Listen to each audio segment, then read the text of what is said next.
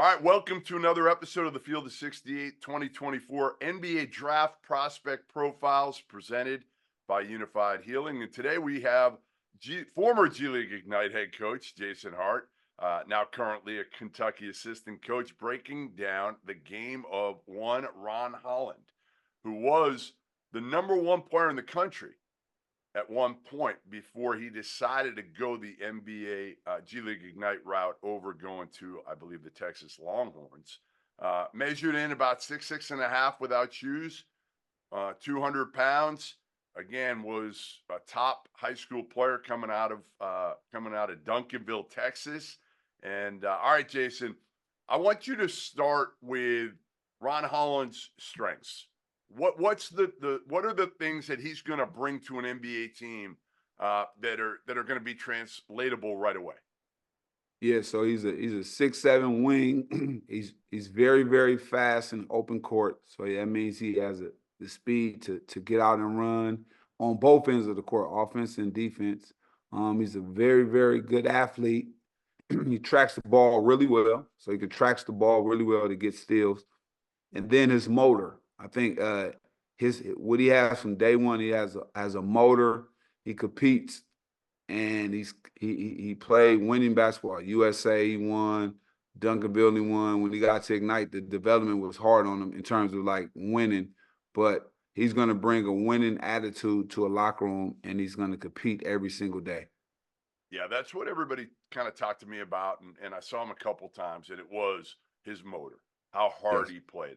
Not necessarily the skill level. That was the part that I think everybody said needed to be improved. Not great shooter, not a great offensive player at this point, but a guy that can guard multiple positions, big, strong. I mean, built pretty well, right? Like 6'7", 200.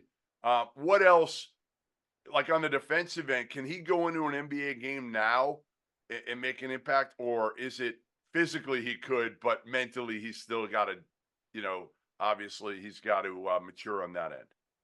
No, I think he can go into the NBA game today and compete. I mean, because he has know-how, and then when you have that competitive spirit, it doesn't really matter. Jeff, I want to touch on his offense. Yeah, he's raw offensively, but he was 18 years old and he averaged 20 versus grown men. So, like, I don't know if a lot of college guys could have came to the G League, and we gotta give the G League a little credit. It's very, very a talented league, and it's very competitive, and so. I think sometimes people confuse the G League with I'm just gonna go there and kill. Well, the reason why it's not a lot of movement in the G League because it's not a lot of roster open spots in the NBA. So the G League is very competitive. But Ron was 18 years old. He turned 18 July 7th, 8th, 7th, 8th, and averaged 20. So that's kind of hard. So you can count the dudes in the G that average 20.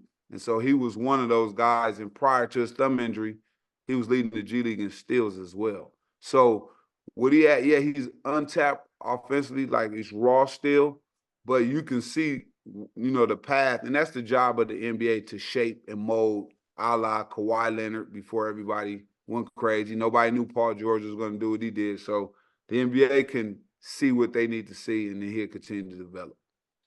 How did Ron Holland get most of his points? Was it in transition? How would he get him in the half court? So he got a lot of his in transition, obviously, and then in half court he has downhill speed. So his speed is like something that you can't teach. Obviously, when you get guys that are fast, you just get them in position. And then it was the court was open more, so he was able to get by and get to the free throw line. And so what he have to work on, just like all players. I remember when Danny Ainge took Jaylen Brown #3, he didn't come out of Cal shooting threes. He shot at like 20%. So at some point, like when they're young, they got to develop. And now, the product you see Jaylen Brown do, I'm not comparing the two, but that's what the NBA does. They develop the talent because it's no more school. That's your job now. Whether you are a world-class athlete or a podcaster like me, we all understand the importance of mental and physical well-being and proper recovery for top-notch performance. After a 6-month season loaded with cross-country travel, I can promise you that proper recovery is a priority for me these days. That's why I'm excited that Unified Healing is sponsoring this episode of the Field of 68. Unified Healing is a new and super innovative global network of wellness centers powered by Energy Enhancement System, or the EE system. If you haven't heard of the EE system yet, you'll want to listen up. This technology promotes wellness, deep relaxation, purification, and rejuvenation. Whether you're here in New Jersey or at one of the hundreds of other locations across the globe, access to a center is easy and affordable. If you're interested in experiencing the EE system technology for yourself, go to unifiedhealing.com/unified68 to learn more and find a center near you. That's UNIFYD healing.com/UNIFYD, the number 6, the number 8. No material or testimonials on the Unified Healing website are intended to be viewed as medical advice or as a substitute for professional medical advice, diagnosis, or treatment. Always seek the advice of your physician or other qualified healthcare provider with any questions you may have regarding a medical condition or treatment, and before undertaking a new healthcare regimen, including the EE system. All right, so you said you wouldn't compare him to Jaylen Brown, but some of what you've mentioned and describe him does remind me of Jaylen Brown back when he was probably the same age, right? Great athlete, big, strong. Jaylen Brown probably a little bit thicker than Ron Yeah. Holland, it sounds like. But Yep, again, yep. struggled in college to kind of figure it out. Like, didn't shoot it well. The No. spacing wasn't great at Cal for Right. him. Like, are they similar at the same age? No, you know who I compare Ron Holland to is I'm gonna give you a throwback. He reminds me of Eddie Jones, because that's my era, mixed with a little bit of Latrell Sprewell. And Latrell Sprewell, because everybody's like, how is Latrell's game? Is it? But Latrell was a baller for us NBA guys who had to compete against him, right? And so with Ron's length, that's the Eddie Jones, and then the offensive get to where he needs to get to, may not look how you want it to look. That's the Sprewell. So those are the two players that he remind me of. Throwback. A lot of guys wouldn't probably recognize those players with those guys. Is there anybody in today's game that people would be able to recognize? Because those guys you just mentioned, they could score. Like, they were kind of, both were scores. Now, maybe they weren't early on Latrell. I don't remember early Latrell Sprewell at Well, Alabama. you know what?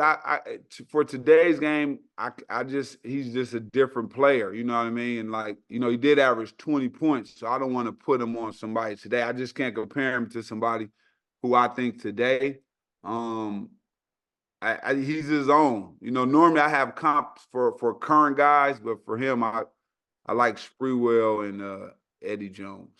Is he a straight, and I know we don't want to pigeonhole guys in positions, but is he more of a 3 or is he more of like an undersized 4? No. He's a wing, and he's fast enough to guard. He's going to be able to guard shooting guards, because I used to have him guarding point guards. In the NBA, Jeff, it goes by who you can guard. Yeah. So whoever you can guard, that's your title. And I had him guarding point guard, so he'll be able to guard 1, 2, 3, 4 easy. And then once obviously his shot continue to fill out and get better, he'll play all over the court. How good of a shooter is he? How good of a shooter can he be? I think this year he shot in the 20s. And so all my guys always struggle with the three-point line, because they go from a high school 3 to a college 3 in 24 seconds. So that shot, that three-point range is not as close. Now, if they went to a college 3, all their percentages would be up. But we see three-point shooters in college go to the pros and can't make a shot still. And so they end up going to the G League because they can't make shots. So the shooting for all these people, for me, are hit or miss. When you get to the NBA, it's a whole different game from college. So we'll see. All right, give me kind of his floor and his ceiling. He has a chance to be a all-star level player, potential-wise.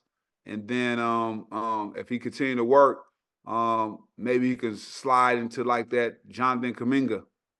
Okay.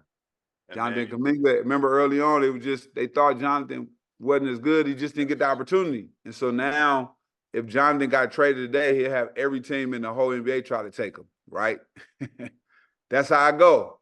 And so now Jonathan, you'll see his worth now because he's about to sign and get a crazy extension.